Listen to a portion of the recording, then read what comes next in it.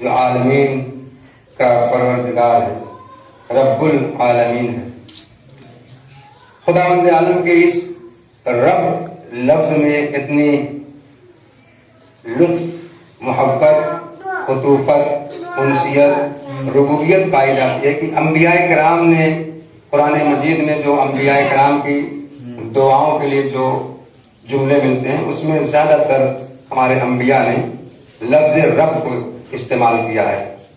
اللہ اس ربوبیت کو اتنا پسند کرتا ہے، اتنی محبوب صفت ہے یہ ربوبیت، اس کی ربوبیت یعنی پرورش کرنے والا، اسی لیے ماں باپ کو بھی اپنے بچوں کے لیے رب کہا گیا ہے۔ یہاں تک کہ انسان اگر کچھ جانور پالتا ہے، اونٹ، بھیڑ اور بکریاں اور گائے اور بھینس پالتا ہے تو اس کا رب ہوتا ہے، اور اس بات کی طرف اشارہ اس واقعے سے مل جاتا ہے۔ دلیل کے طور پر آپ نے ابرہہ کا واقعہ سنا ہوگا کہ جب خانہ کعبہ کے مقابلے میں ابرہہ نے ایک عبادت خانہ بنایا تھا، خانہ کعبہ کی عظمت کو کم کرنے کے لیے، خانہ کعبہ کی اہمیت اور فضیلت کو کم کرنے کے لیے کہ دنیا کے تمام انسانوں کا رجحان اور بازگشت اور رجوع خانہ کعبہ کی طرف کیوں ہے، اس نے مقابلے میں خانہ کعبہ کے اپنے ایک عبادت خانہ بنایا۔ جب لوگ ادھر متوجہ نہیں ہوئے تو کھسیا کر، شرمندہ ہو کر، اپنی انسلٹ اور توہین محسوس کرتے ہوئے خانہ کعبہ کو ڈھانے کا پلان بنایا، پروگرام بنایا، اور آیا اس ارادے سے، خود اپنے شیطانی اور ظالمانہ ارادے کے ساتھ آیا بھی۔ اور اس وقت دنیا میں غیر مسلم، نان مسلم، حیوان نما انسانوں کی حکومت چل رہی تھی۔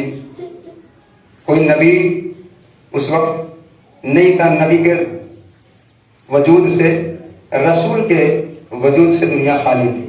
یعنی جناب عیسیٰ کو آسمان پر اٹھا لینے کے بعد سے پیغمبر کے آنے سے پہلے تک اسے زمانہ فطرت کہا جاتا ہے۔ فطرت، فا، تا، را اور تا، دو نقطے والی تا۔ فطرت اور ہے، فطرت اور ہے۔ فطرت میں فا اور تا بغیر نقطے والی ہے، اور را اور تا نقطے والی ہے، مگر فطرت میں فا اور تا دونوں نقطے والی، اور را پھر آخر میں بھی تا نقطے والی۔ اس کو زمانہ فطرت کہا جاتا ہے۔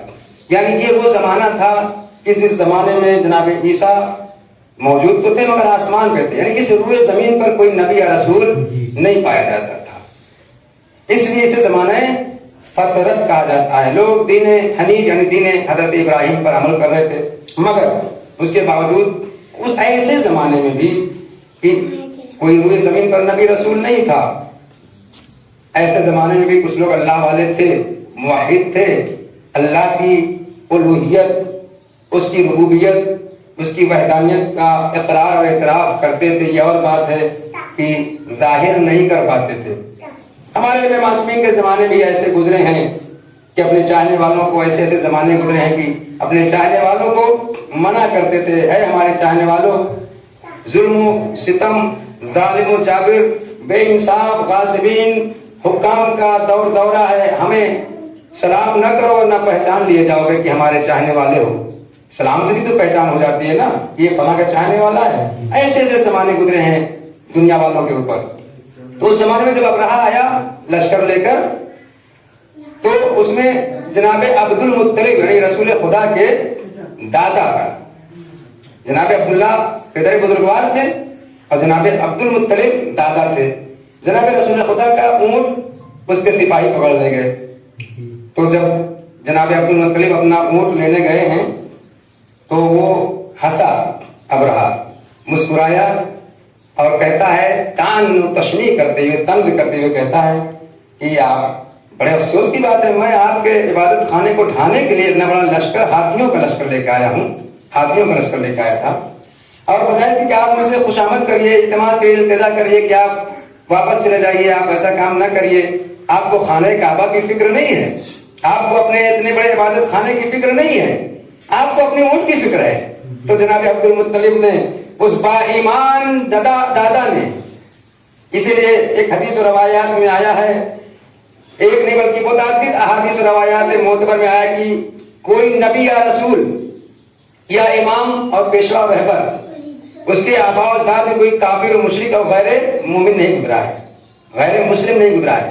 یعنی خداوند عالم نے اپنے انبیاء اور اولیاء اور رسولوں کا، اماموں اور پیشواؤں کا، معصومین کا، اہل بیت اطہار کے انوار مقدسہ کو ہمیشہ موحد، مومن اور مسلم وحدانیت کا اعلان اقرار کرنے والے، عبادت گزار، اطاعت گزار بندوں کے ذریعے سے منتقل کرتا ہوا لے آتا ہے حفاظت کا، جناب آدم سے لے کر جناب خاتم تک اور مولا کائنات سے امام زمانہ صلی اللہ علیہ وسلم تک. یہ ان کے انوار مقدسہ ہمیشہ پاک نسلوں میں، پاک صلبوں میں، پاک پشتوں میں منتقل ہوتے رہے. تو جناب عبد المطلب کا ایمان دیکھیے، جب جیسے ہی اس نے یہ تان و تند و تشریح کیا تو جناب عبد المطلب فرماتے ہیں کہ انا رب الابل، میں ابل کا یعنی اونٹ کا رب ہوں.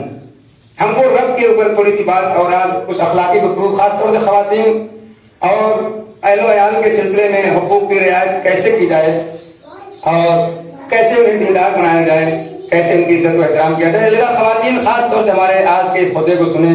رب کے اوپر آج بحث کرنے کے بعد ہمیں اس موضوع کو پیش نظر رکھنا ہے. رب جناب عبد المطلب نے کیا فرمایا؟ انا رب الابل. انا کہتے ہیں عربی میں میں کیا ہوں؟ رب الابل. ابل کہتے ہیں عربی میں اونٹ کو. میں اونٹ کا رب ہوں، یعنی میں اونٹ کا پرورش کرنے والا ہوں. وَلِلْبَيْتِ رَبٌّ، اور خانہ کعبہ، بیت مراد یہاں پہ خانہ کعبہ ہے. بیت اور دار میں فرق ہے. بیت بھی عربی لفظ ہے اور دار بھی عربی لفظ ہے، دونوں کے معنی گھر کے ہیں. مگر دار اس گھر کو کہتے ہیں جس میں کوئی رہے یا نہ رہے. اگر تالا بھی بند ہے تو اسے دار کہا جائے گا، اور اگر کوئی اس میں رہ رہا ہو تو اسے بیت کہا جائے گا، ہے نا. تو خانہ کعبہ کو کیا کہا جناب عبد المطلب نے؟ وَلِلْبَيْتِ رَبٌّ، اور بیت کا بھی ایک رب ہے، وہ ہے پروردگار عالم. اس کے بعد یہ جملہ کہے کہ اپنا اونٹ لے کر جناب عبد المطلب چلے آئے اور جب پہاڑ کی چوٹی پر چڑھ گئے اور لوگوں سے کہا کہ دیکھو جب کوئی چیز نظر آئے تو مجھے بتانا، اور خود بھی متوجہ تھے اس بات کی طرف. اچانک کیا دیکھا کہ جیسے ہی ابرہہ خانہ کعبہ کے پاس اپنے ہاتھیوں کا لشکر لے کر آیا اور خداوند عالم نے ابابیلوں کے ذریعے سے، اس سورہ فیل میں اسی کا تذکرہ ہے، اسی بات کی طرف لانا. بسم اللہ الرحمن الرحیم. الم تر کیف فعل ربک باصحاب الفیل، کیا تم نے نہیں دیکھا کہ کیف کیسے، فعل ربک تمہارے پروردگار عالم نے کیا کیا، کیسے، کیف فعل ربک تمہارے پروردگار نے کیا کیا، باصحاب الفیل یعنی فیل یعنی ہاتھیوں والے، اصحاب یعنی ہاتھیوں والے لشکر اور فوج کے ساتھ تمہارے پروردگار عالم نے کیا کیا. الم تر کیف فعل ربک باصحاب الفیل الم یجعل کیدہم فی تضلیل وارسل علیہم طیرا ابابیل. آخری والے فقرے پہ ہمیں تھوڑا سا بچنی. اور خداوند عالم نے ان پر ابابیلوں کا لشکر بھیجا، اور ابابیلوں کے لشکر کو بھیج کر خداوند عالم نے ان کے پنجوں میں چھوٹی چھوٹی کنکریاں اپنی قدرت کاملہ سے بھیج دی، اور ان ابابیلوں کے چھوٹی چھوٹی کنکریوں سے ابرہہ کا سارا لشکر چبائے ہوئے بھوسے میں تبدیل ہو گیا. فجعلہم کعصف معقول. خداوند عالم نے سورہ فیل میں باقاعدہ اعلان فرمایا کہ ان کے پورے ہاتھیوں کے لشکر کو میں نے ابابیلوں کے چھپے پنجوں میں چھپی ہوئی چھوٹی چھوٹی کنکریوں کے ذریعے سے بھوسا، چبایا ہوا بھوسا، یعنی جو جانور چبا کے بھوسا کبھی پکڑی کر کے جو نکال دیتے ہیں، وہ چبائے ہوئے بھوسے کی شکل میں انہیں بدل دیا. تو جناب عبد المطلب نے لفظ رب کی طرف وہاں اشارہ فرمایا ہے. تو رب ایک رب العالمین ہے، یعنی پوری کائنات کا، زمین و آسمان اس کے درمیان کی ساری چیزوں کی پرورش کرنے والا ایک رب العالمین ہے. اور کچھ لوگ ہیں جو اپنے بال بچوں کے لیے رب ہیں، کچھ لوگ ہیں جانوروں کے لیے رب ہیں. تو اس بات سے ہمیں دلیل مل جاتی ہے جناب عبد المطلب. اور کسی شاعر نے اس کی روشنی میں ایک بہت اچھا شعر کہا تھا ایک زمانے میں جب مسجد وغیرہ کا جھگڑا چل رہا تھا کہ اپنے کعبے کی حفاظت ہمیں خود کرنی ہے، اب ابابیلوں کا لشکر نہیں آنے والا. کیوں؟ اس لیے کہ جناب عبد المطلب جیسا با ایمان چاہیے بابیلوں کے لشکر کو منگوانے والا، کہ جن کا اتنا پختہ ایمان اور عقیدہ تھا، ان کو اللہ کی مدد کے اوپر اتنا اعتبار، اعتماد، یقین، بھروسہ تھا کہ ابابیلوں کا لشکر، پرندوں کا لشکر آئے گا اور ہاتھیوں کے لشکر والوں کو بھوسا بنا دے گا. آج ایسے باایمان لوگ نہیں ہیں. اگر ایسے باایمان لوگ ہوتے تو اس کے بعد بھی ایسا ہوا. بعد شہادت امام حسین علیہ السلام شہدائے کربلا کی شہادت کے بعد خانہ کعبہ کو کے اوپر آگ برسائی گئی. خانہ کعبہ کا پردہ جلا. مسجد النبی کو استبل بنایا گیا. کس نے بنایا؟ بنی امیہ اور یزید اور یزیدیوں نے, نام نہاد مسلمانوں نے. اور کوئی لشکر وغیرہ نہیں آیا. اسی بات کی طرف شاعر نے کہا ہے کہ اب ابابیلوں کا لشکر نہیں آنے والا. اپنے کعبے کی حفاظت تمہیں خود کرنی ہے. اب ابابیلوں کا لشکر نہیں آنے والا, اس لیے کہ ابابیلوں کے لشکر کو منگانے کے لیے جناب ابو طالب اور جناب عبد المطلب جیسا, یعنی نبی اور علی کے آبا و اجداد جیسا باایمان ہونا چاہیے. باایمان ہونا پڑے گا. نہ ویسا کوئی باایمان ہے اور نہ کوئی لشکر وغیرہ آتا ہے. یہ وجہ ہے کہ خانہ کعبہ پہ بھی حملہ ہوا, کوئی لشکر نہیں آیا. مسجد النبی کو استبل بنایا گیا, کوئی لشکر نہیں آیا. یہاں تک کہ اماموں کے روزوں کو مسمار کرا دیا جاتا ہے, ڈھا دیا جاتا ہے, کوئی لشکر نہیں آتا. کیوں؟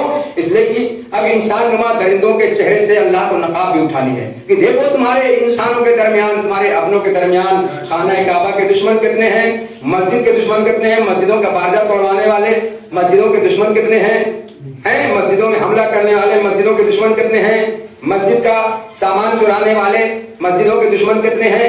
آج تم اپنے درمیان میں بھی دیکھ لو, تمہارے درمیان بھی ایسے لوگ پائے جاتے ہیں. مسجد میں بھی پائے, مسجدوں کے دشمن آج بھی ہیں, خانہ کعبہ کے دشمن آج بھی ہیں, روضوں کے دشمن آج بھی ہیں, مداروں کے دشمن آج بھی ہیں, قبروں کے دشمن آج بھی ہیں, اللہ کے دشمن آج بھی ہیں, رسول کے انبیاء اولیاء کے دشمن آج بھی ہیں, آج بھی ہیں, اسلام و قرآن کے دشمن آج بھی ہیں, اہل بیت اللہ کے دشمن آج بھی ہیں, اپنوں میں بھی ہیں, پرایوں میں بھی ہیں, شیعوں میں بھی ہیں, غیر شیعوں میں بھی ہیں. امام رضا علیہ السلام کے روضے میں جو بم وسفوٹ کرایا گیا تھا وہ امریکہ اور یہودی اسرائیلیوں کی سازش تھی. وہ بم وسفوٹ ڈائریکٹ کرنے والا کوئی دوسرا نہیں تھا, اپنوں میں سے تھا.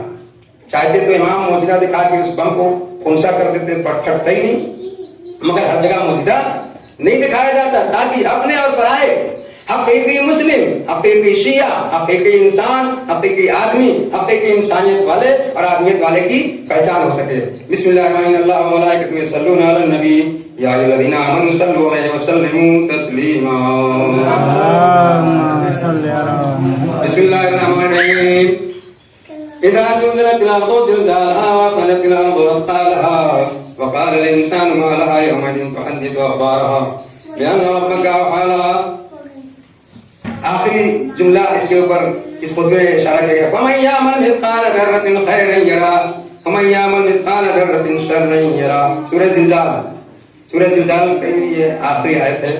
سورہ زلزال میں جو مالہا کا لفظ آیا ہے, اذا زلزلت الارض زلزالها, اس خطبے کے پہلے حصے میں ہمارے مولا اماموں نے, معصومین نے جو خطبے کو مرتب و منظم کیا ہے تو ساری وہ موت والی آیتیں تقریباً اس میں پہلے خطبے میں بیان فرما دی ہے. کل نفس ذائقۃ الموت اسی میں آیا, کل من علیہا فان اسی میں آیا, کل من علیہا فان کے بعد ویبقى وجہ ربک ذو الجلال والاکرام اسی میں آیا, کل شیء ہالک الا وجہہ اسی میں آیا, اور اس طرح بہت ساری آیتیں ہیں. اسی طرح سے کیوں؟ اس لیے کہ انسان کو موت سے یاد دلایا جائے, اسے موت کو یاد دلایا جائے. موت کے لیے دعا کرنا منع کیا گیا ہے کہ کوئی اپنی موت کو بلانے لگے, اللہ ہمیں موت دے دے, نہ, یہ جو ہے ایمان کی, اسلام کی پہچان نہیں ہے. مگر موت کو یاد کرنا چاہیے. یاد کرنے کا مطلب نہیں کہ انسان اپنی موت کے لیے دعا کرنے لگے, نہیں, اس کے لیے منع کیا گیا ہے. اس کا وقت معین ہے, جب اللہ کو منظور ہوگا موت کے ذریعے سے اپنے مولا امام کی زیارت و دیدار میں مشرف کراتے اپنی بارگاہ خاص میں بلا لے گا.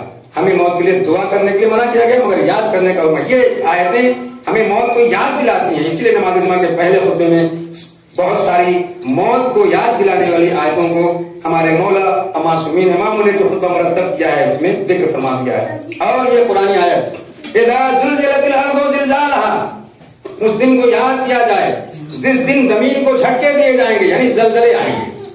اذا زلزلت الارض زلزالها, جب زمین کو زلزلے آئیں گے تب زمین کو ہلایا جائے گا. ابھی تھوڑا سا چند % کا, چند اس کا درجے کا جب زلزلہ آ جاتا ہے تو پوری دنیا ہل جاتی ہے, بڑی بڑی بلڈنگیں, بڑے بڑے ٹاور گر جاتے ہیں.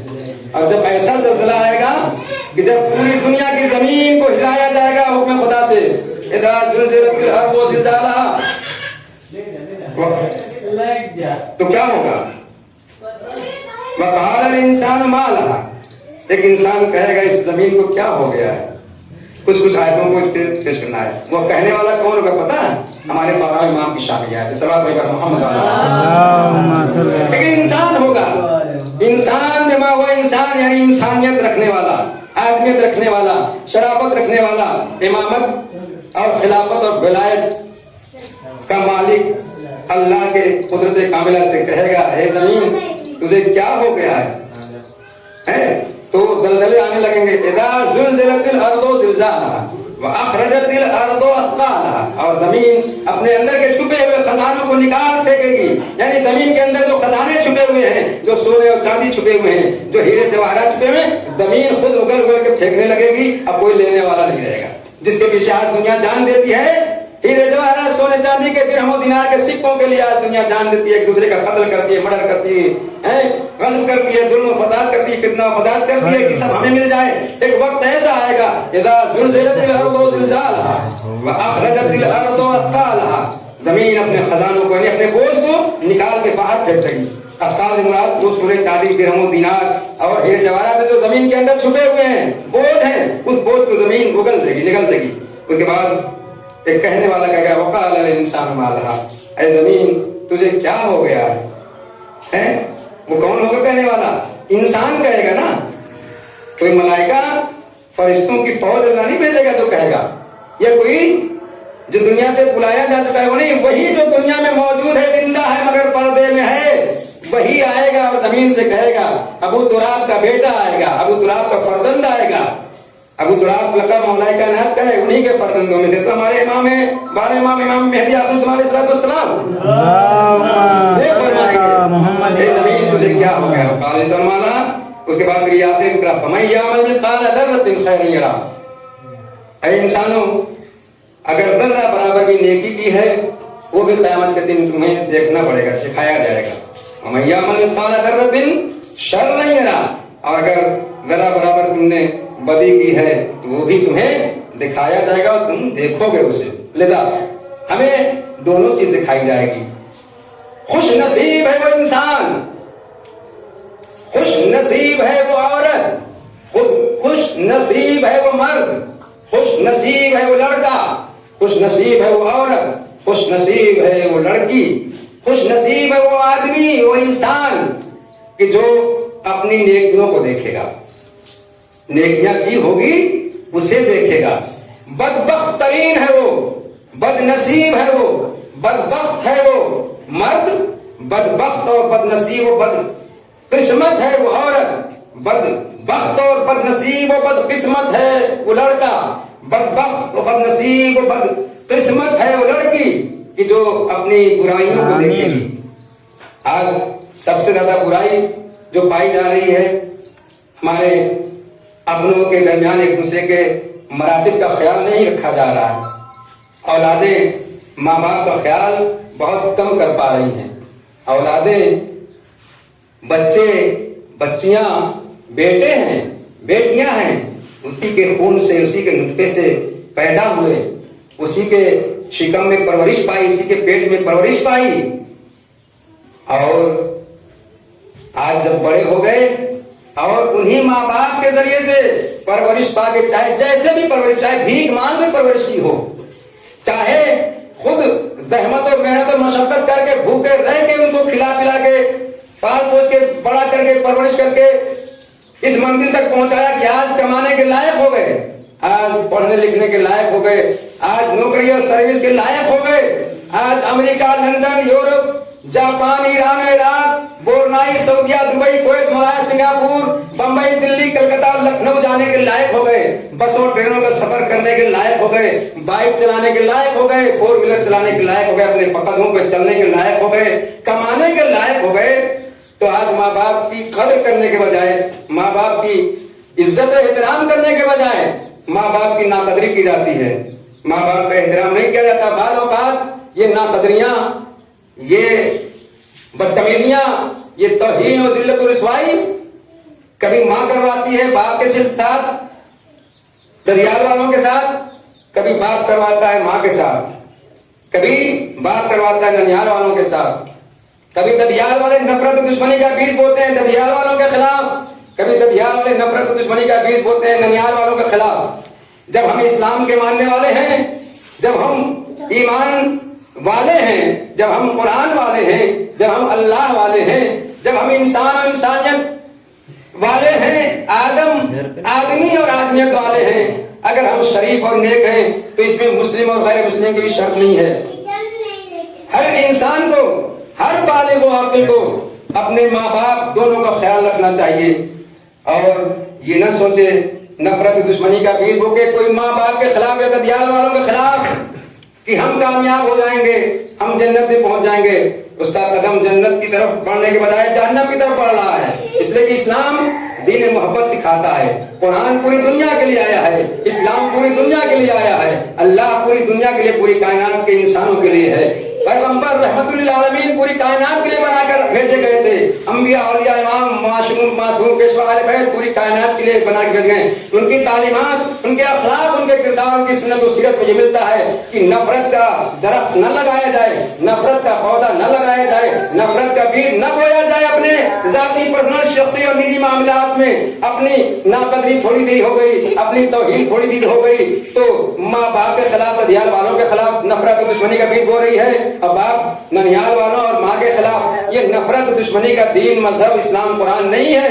ये मोहब्बत, दोस्ती, भाईचारगी, इज्जत और एहतराम और हिफ्ज़ मरातिब का ख्याल रख के जिंदगी गुजारने वाले लोगों का मजहब और दीन है। लिहाजा बजाय नफरत और दुश्मनी का बीज बोने के दोस्ती और मोहब्बत का दरख्त और पौधा लगाना चाहिए। इसलिए कि अगर हमने नफरत और दुश्मनी का बीज बोया, अगर हमने नफरत और दुश्मनी का पौधा लगाया, अगर हमने नफरत और दुश्मनी का दरख्त तैयार कर दिया तो याद रखें, नफरत और दुश्मनी का बीज बोने वाले पहले नफरत और दुश्मनी के वही शिकार होते हैं जो बोते हैं। लेकिन अगर किसी माँ ने बाप के खिलाफ नफरत दुश्मनी का बीज बोया है, ननिहाल वालों के खिलाफ, या किसी बाप ने माँ के खिलाफ और ननिहाल वालों के खिलाफ, मैके वालों ने ससुराल वालों के खिलाफ, ससुराल वालों ने मैके वालों के खिलाफ अगर नफरत दुश्मनी का पौधा लगाया तो वो नफरत दुश्मनी का पौधा लगाने वाले पहले खुद ही शिकार होते हैं, दूसरा तो बाद में शिकार होगा। इसलिए हमें मोहब्बत और दोस्ती का पौधा लगाना चाहिए, मोहब्बत और दोस्ती का बीज बोना चाहिए, मोहब्बत और दोस्ती और मेल जावल, भाईचारगी का, इज्जत और एहतराम का, एक दूसरे का ख्याल रखने का, एक दूसरे के सिलसिले में अच्छी और भलाई और नेकी की फिक्र रखने वाला इंसान बनाना चाहिए। जब शिकम में रखा जाए, माएं जब शिकम में बच्चों को परवान चढ़ाएं तो उसमें भी खुशहाली, कुरान, दुआ, तिलावत, मुनाजात, इबादत और नमाज, रोजा करती रहे, दुरूद और सलाम पढ़ती रहे ताकि वो बच्चा पेट ही से तालीम हासिल करके दोस्ती और मोहब्बत वाला बन जाए, जायद और हलाल मोहब्बतों को परवान चढ़ाने वाला बन जाए। वो बच्ची जायद और हलाल मोहब्बतों को परवान चढ़ाने वाली दुनिया में आए। और बाप को चाहिए कि जब अपनी बीवी और दौजा से मुलाकात कर रहा हो तो दुरूद और सलाम के साथ लाहौर पढ़ते हुए और बिल्लाह मिनश शैतानिर रजीम कहते हुए, बिस्मिल्लाहिर रहमानिर रहीम कहते हुए, दुरूद और सलाम मोहम्मद वाले मोहम्मद पर पढ़ते हुए कुरानी आयत के साए में अपनी बीवी से मुलाकात करे। अच्छे दिन और तारीख में, अच्छे औकात में अपनी बीवी से मुलाकात करे ताकि पैदा होने वाला बच्चा जब पैदा हो तो मेल मोहब्बत, दोस्ती, भाईचारगी वाला हो, आलिम कुरान हो, हाफिज कुरान हो, कारी कुरान हो, मुहिब्बे अहले बैत अत्हार हो। ऐसा न हो कि लड़ाई झगड़े वाला माहौल बना रहे। इसीलिए हमारे उलमा ने जो 9 महीने शिकम मादा में बच्चे पलते हैं उनके लिए कोर्स तैयार किया है कि पहले महीने में अगर बच्चा पेट में है तो बाप को ही इसका इंतजाम करना है। कौन से फल को कौन सा सूरा पढ़ के खिलाना है बीवी को, किस महीने में कौन सा सूरा पढ़ के कौन सा फल खिलाना है बीवी को, सेब खिलाए तो कौन सा सूरा पढ़ने के लिए कहे, अनार खिलाए तो कौन सा सूरा पढ़ने के लिए कहे, ये सारी तालीमात अहले बैत ने दी हैं। पूरे 9 महीने का कोर्स मुरतब किया है हमारे उलमा ने कि ये 9 महीने बच्चा जो शिकम मादर में माँ के पेट में जो परवरिश पा रहा है वो इताअत, इबादत, कुरान, इस्लाम और मोहम्मद वाले मोहम्मद की तालीमात हासिल कर रहा है। वो अखलाक इस्लामी और कुरानी मोहम्मद वाले मोहम्मद को सीख रहा है। लिहाजा माओ को खुशहाल रखना चाहिए, उन्हें गैर गज़ब से, गुस्से से बचाना चाहिए, नफरत और दुश्मनी से बचाना चाहिए, लड़ाई और झगड़े से बचाना चाहिए। उन्हें अगर पाक व पाकीज़ा ग़िज़ा खिलाए जो ग़िज़ाए जिस्मानी और बदनी है, जिससे बच्चे को तक़वियत मिलेगी, क़ुव्वत और ताकत और तवानाई मिलेगी, तो साथ साथ वो रूहानी ग़िज़ा भी दिलाता रहे, वो रूहानी ग़िज़ा भी खिलाता रहे, नमाज का भी पाबंद बनाए रहे। روزے کا بھی پابند بنائے رہے، قرآنی آیتوں سوروں کا دعا و تلاوت مناجات کا درود و سلام کا بھی پابند بنائے رہے، اور یہ کہہ دے کہ اگر تم نے نماز کی پابندی نہیں کی تو ہم تمہیں طلاق دے دیں گے، اگر تم نے نماز صبح نہیں پڑھی، ہمارا کھانا نہیں پکاؤ گی تو چلے گا، ہم تمہیں آرڈر نہیں کرتے، لیکن اگر تم نے نماز صبح نہیں پڑھی اور ہمیں نہیں پڑھنے دیا تو ہم تمہیں طلاق دے دیں گے، اگر تم نے داڑھی موڑنے پر ہمیں مجبور کیا تو ہم تمہیں طلاق دے دیں گے۔ اسی طرح زوجہ بیویاں بھی کہیں اگر آپ صبح کی نماز کے لیے بستر چھوڑ کر نہا دھو کے جلدی سے نہیں پہنچ گئے نماز صبح پڑھنے کے لیے مسجد جماعت میں تو ہم آپ کو چھوڑ کے چلے جائیں گے۔ اس طرح کی دھمکیاں دینی چاہیے، اس طرح کی تنبیہ کرنی چاہیے، بیویاں شوہروں کو بھی یہ تنبیہ کریں اور شوہر بیویوں کو بھی تنبیہ کریں، ماں باپ بھی جس طرح اپنے حق کو لینے کے لیے، اپنے کہنا منوانے کے لیے، اپنا حکم ماننے کے لیے، اپنا کام لینے کے لیے کھانے بند کر دیتے ہیں بچوں کے، سزائیں دیتے ہیں، گھر سے نکال دیتے ہیں، اے کاش وہ اسلام و قرآن، اللہ رسول اور انبیاء اولیاء علیہ السلام کے احکامات کو پابند بنانے کے لیے، ان کے احکامات کو منوانے کے لیے، واجبات کا پابند بنانے کے لیے، حرام کاموں سے بچنے کے لیے، گناہوں سے بچانے کے لیے سزائیں دیا کریں، قرآن کی تعلیم کے لیے سزائیں دیا کریں، انگریزی پڑھنے کے لیے اسکول اور کالج جانے کے لیے سزائیں دی جاتی ہیں، کوچنگ کے لیے ٹیوشن کے لیے سزائیں دی جاتی ہیں، بڑے پیسے پر اے کاش اپنے بچوں کو اس بات میں بھی سزا دی جائے کہ اگر تم قرآنی کلاس میں نہیں گئے، اگر تم اسلامی دینی کلاسوں میں نہیں گئے تو ہم تمہارا کھانا بند کر دیں گے، ہم تمہاری فیس نہیں دیں گے، ہم تمہیں اچھے کپڑے نہیں پہنائیں گے، ہم تمہیں اچھے کھانے نہیں کھلائیں گے۔ جب تم نماز و روزہ دعا تلاوت مناجات قرآن مسجد و جماعت کے پابند رہو گے تب ہم تمہارے لیے اچھے کپڑے، اچھے کھانے، اچھے مکان کا انتظام کریں گے۔ یہ سب ہونا چاہیے، اس لیے یہ اسلام دین محبت کا نام ہے، دوستی کا نام ہے، دشمنی اور نفرت کا نام نہیں ہے۔ بیویاں شوہروں کی اطاعت کریں، غیرت دار شوہروں کی مگر بے غیرت شوہروں کی نہیں، جو بے پردہ ٹہلانے والے ہوں۔ وہ ماں باپ جو بے پردہ اپنی بیٹیوں کو اسکول اور کالج بے حجاب شکل میں بے پردگی کے ساتھ بے مکھنو چادر لے جائیں، ان ماں باپ کی اطاعت کرنا حرام ہے۔ اس شوہر کی اطاعت کرنا جو بے پردگی سکھائے، بے پردہ نامحرموں کے سامنے لے آئے چھوٹے کھول کر، نامحرموں کے سامنے بٹھا لے، فل میک اپ میں ٹہلائے، ایسے شوہر کی اطاعت حرام ہے۔ اس مسئلے میں وہ ماں باپ جو نماز واجب کو چھڑوائیں، واجبات کو چھڑوائیں، روزے کو چھڑوائیں کہ دبلے ہو جاؤ گے، کمزور ہو جاؤ گے، ایسے مسئلے میں ماں باپ کی یا شوہر کہے تو اس کی اطاعت حرام ہے۔ یعنی اللہ کے حکم کے آگے، اسلام کے، قرآن کے، انبیاء اولیاء علیہ السلام کے احکامات اور واجبات کے مقابلے میں نہ ماں باپ کا حکم چلے گا نہ شوہر کا چلے گا۔ ان حرام جن چیزوں سے روکا ہے، منع کیا ہے، حرام ہے، اس کے مقابلے میں نہ ماں باپ کا حکم چلے گا نہ شوہر کا حکم چلے گا۔ اللہ رسول اسلام و قرآن کے احکامات کے مقابلے میں نہ ماں باپ کا حکم مانا جائے گا، ان کی اطاعت حرام ہے، اور نہ بیوی اور زوجہ کے لیے شوہر کے اطاعت و فرمانبرداری جائز ہے، حلال ہے، بلکہ حرام ہے۔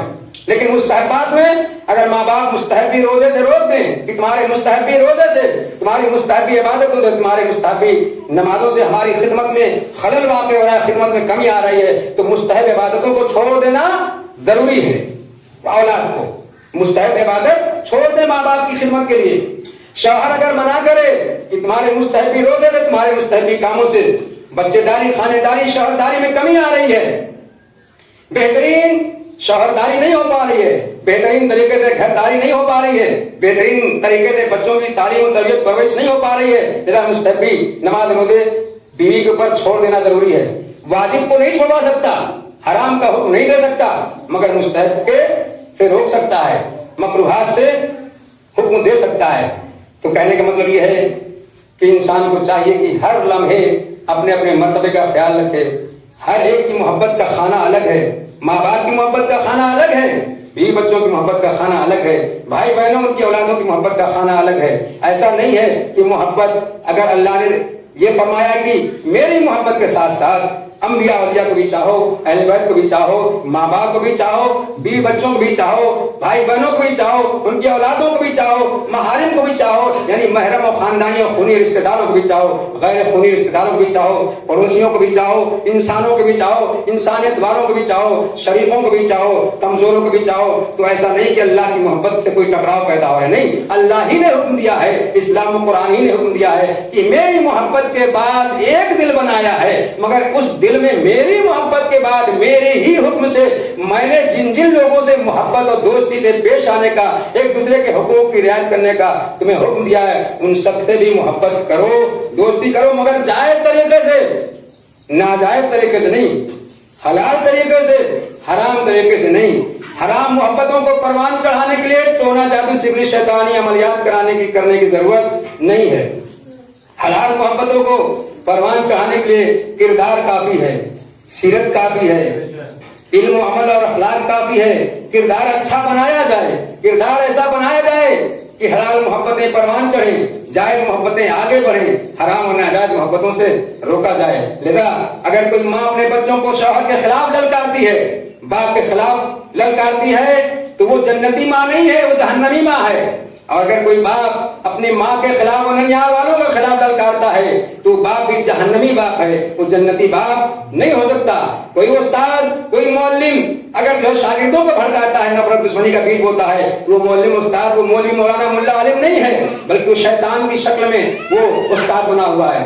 بہرحال جو بھی انسانیت سے، شرافت سے، محبت سے، دوستی بھائی چارگی سے دور کر کے دشمنی اور نفرت کا بیج بو کر پودا تیار کر کے درخت تیار کرے، وہ شیطان ہو سکتا ہے، چاہے جس لباس میں ہو، چاہے ٹوپی شیروانی میں ہو، چاہے پاجامے کرتے میں ہو، چاہے امامہ قبا کے ساتھ ہو، چاہے پینٹ شرٹ کے ساتھ ہو، چاہے ماں باپ کی شکل میں ہو، چاہے بھائی بہنوں کی شکل میں ہو، چاہے بیوی بچوں کی شکل میں ہو، چاہے ان کی اولادوں کی شکل میں ہو، چاہے دوست کی شکل میں ہو، چاہے پڑوسیوں کی شکل میں ہو، چاہے مسلموں کی شکل میں ہو، چاہے غیر مسلموں کی شکل میں ہو، جو بھی نفرت اور دشمنی کا پودا لگاتا ہے، بیج بوتا ہے، وہ انسان نہیں ہو سکتا، وہ شیطان ہو سکتا ہے۔ وہ رحمان کا بندہ نہیں ہو سکتا، وہ شیطان کا بندہ ہو سکتا ہے۔ لیکن جو دوستی اور محبت کا پودا لگا کر بیج بو کر درخت تیار کرتا ہے، وہ رحمان کا بندہ ہے، وہ انسانیت والا ہے، وہ شرافت والا ہے۔ بسم اللہ الرحمن الرحیم۔ وَلَسْرِ إِنَّ الْإِنسَانَ لَفِي خُسْرٍ إِلَّا الَّذِينَ آمَنُوا وَعَمِلُوا الصَّالِحَاتِ وَتَوَاصَوْا بِالْحَقِّ وَتَوَاصَوْا بِالصَّبْرِ۔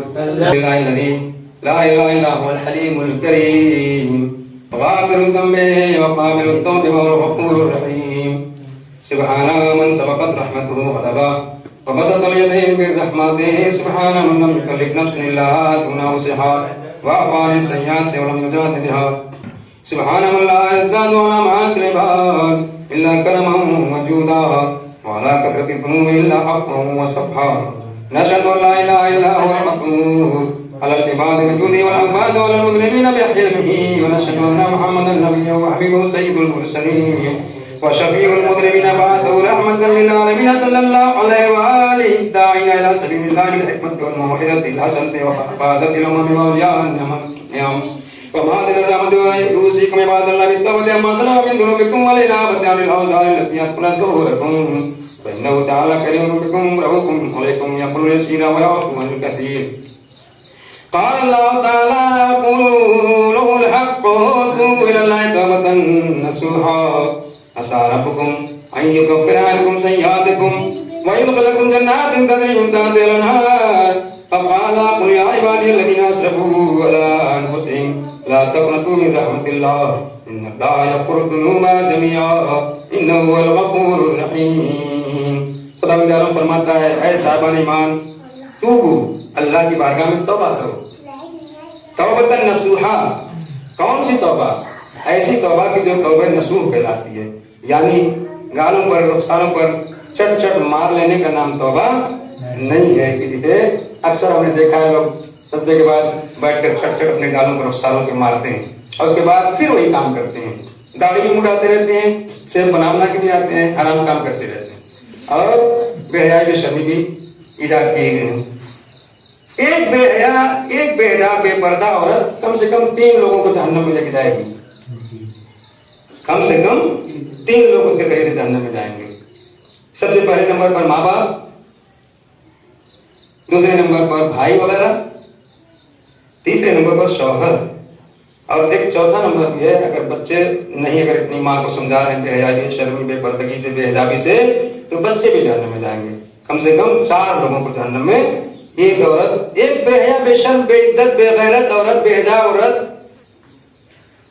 فساد اور فحشا اور حرام کاموں میں غرق رہنے والی اور جوانوں نوجوانوں کو بہکا کر غرق کرنے والی عورت، کم سے کم 4 لوگوں کو، اب 5واں وہ خود بھی ہو جائے گا جسے بہکا رہے ہیں، 5 لوگوں کو کم سے کم لے کر جہنم میں جائے گی۔ اور یہ بے حیائی بے غیرتی بے شرمی मर्दों ही की वजह से होती है। अगर मर्द टाइट हो दीनी मामलात में, घर के गैरतदार माँ बाप और गैरतदार बाप भाई और गैरतदार शौहर अगर टाइट हो तो कोई औरत घर से कदम नहीं निकाल सकती बेपर्दा बेमखनो चादर बगैर जरूरत के।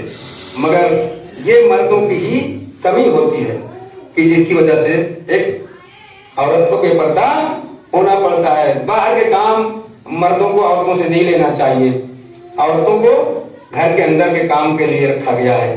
शहजादी फातिमा ज़हरा जब शादी करके शौहर के घर आई तो मौलाए कायनात से फरमा दिया, अली आप बाहर के काम आप संभालिएगा और अंदर के काम हम करेंगे। और उसमें भी एक कनीज जनाब फिद्दा नाम की थी, जनाब फिद्दा देवी रोजाना काम नहीं लेती थी, कनीज है, कनीज यानी जो दर खरीद होती हैं, जिन्होंने खरीदा है 24 घंटे रोजाना वही 24 घंटे पूरा काम करे, वो मलका और रानी। मलका होने के बावजूद, शहजादी होने के बावजूद जनाब फातिमा ज़हरा एक दिन खुद काम करती थी, एक दिन जनाब फिज़्ज़ा से काम लेती थी। कहाँ ऐसे आका मौला मिलेंगे, कहाँ ऐसी मलका और रानियां मिलेंगी, कहाँ ऐसी शहजादियां मिलेंगी। तो अगर मर्द बाहर का काम अगर अपनी बीवी से ले रहा है, इसका मतलब कि वो बेगैरत है। बाप भाई अगर बाहर के काम अगर लड़कियों से ले रहे हैं तो इसका मतलब कि वो बेगैरत हैं, और ऐसे बेगैरतों को जहन्नम में जाना चाहिए। गैरतदार औरत नहीं। एक औरत बेमखनो चादर बेहिजाब बेपर्दा पूरा रास्ता तय कर रही थी।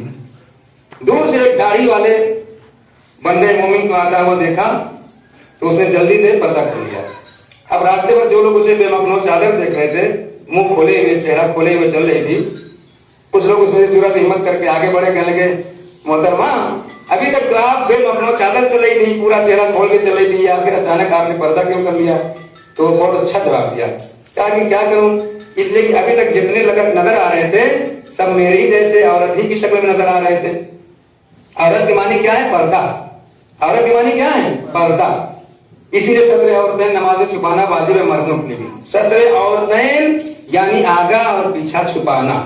और औरत को अल्लाह ने मुजस्सम औरत इसीलिए कहा है। औरत उर्दू में औरत जो है, जो कहते हैं औरत मानी ये पूरा मुजस्सम पर्दा है।